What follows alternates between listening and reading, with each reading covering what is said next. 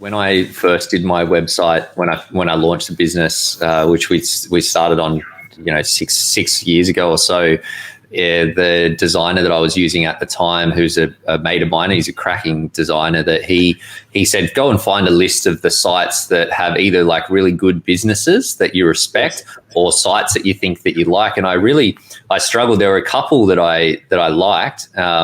But when I looked at the ones that were good businesses, that it's amazing. And maybe it's a finance thing, although maybe a little bit more so in finance and other things. But there's just so many terrible websites, and certainly not, because I know that you're not just delivering a decent website, it's like an exceptional website. But I think that we've had so many comments on our site to just say it actually stands out, because people are just so used to clunky, ugly stuff, and it can get tolerated. But I think, to your point, that you're finding your particular spin on the area that you work with and drawing out that personality, that's what the people that you want to work with connect with, because there's a lot of different ways to do financial planning, and we do it one way, other people would do it another way. That works for them. And I think that, authenticity is a bit of a buzzword, but it's true in that if you have a website and then you go and speak to a provider and the approach is inconsistent, then it's just a little bit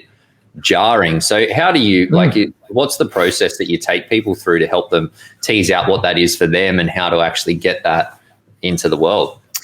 Yes, yeah. So we're pretty similar to you. You've got a strategy session. So it's really, and this is a paid strategy session. We insist that any new client or referral, whatever that comes through, that we spend this time together. So usually it's a 2 to 3 hour workshop. We really dig into who they are, what they do, how they do that, who they do it for, who's the target audience that we're trying to communicate with, do an audit of their assets. Like, do they have photography? Do they have video? Do they have content? All this sort of stuff. And really just get a good lay of the land so that we understand them very, almost on a molecular level. Based on that, we can then go back to them with a really detailed plan of attack. And that obviously looks at the competitive landscape as well, so we can highlight and identify what opportunities exist. So from a website designer's perspective, it's just not like how much for a website. It's actually looking at the full and complete landscape and saying, if this was me in your position, wanting to get an outcome, this is what we would do.